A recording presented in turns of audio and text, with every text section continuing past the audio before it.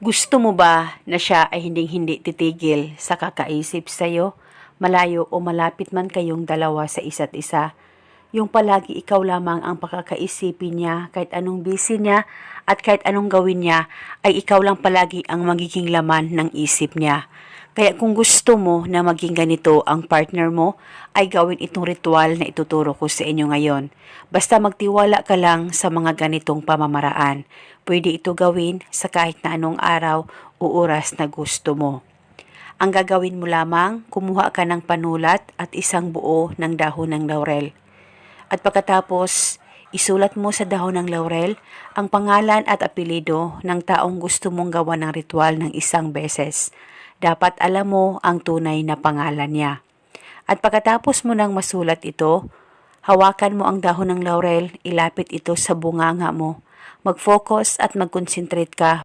Pakaisipin mo ng mabuti ang target at ibulong mo ang mga salitang ito. Pangalan at apelido, sa kapangyarihan nitong dahon ng laurel, ikaw ay hinding-hindi titigil sa kakaisip sa akin. Ibulong mo lamang ito ng 3 beses.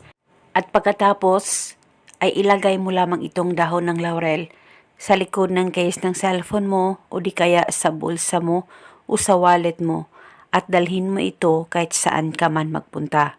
At pwede mo ito bulungan paminsan-minsan lang, hawakan mo ang dahon ng laurel at saka ibulong ang spell. At kung gusto mo nang ihinto ang ritual, ay sunugin mo lamang itong dahon ng laurel. At paniguradong hinding-hindi siya titigil sa kakaisip sa'yo, malayo o malapit man kayong dalawa sa isa't isa. At depende po sa inyo kung hanggang kailan nyo po gustong ihinto ang ritual na ito. Pwede mong ipagpatuloy ang ritual basta may time po kayo at ikaw ay nakafocus sa paggawa nito. At ito muna sa ngayon, maraming salamat po sa panonood. May God bless.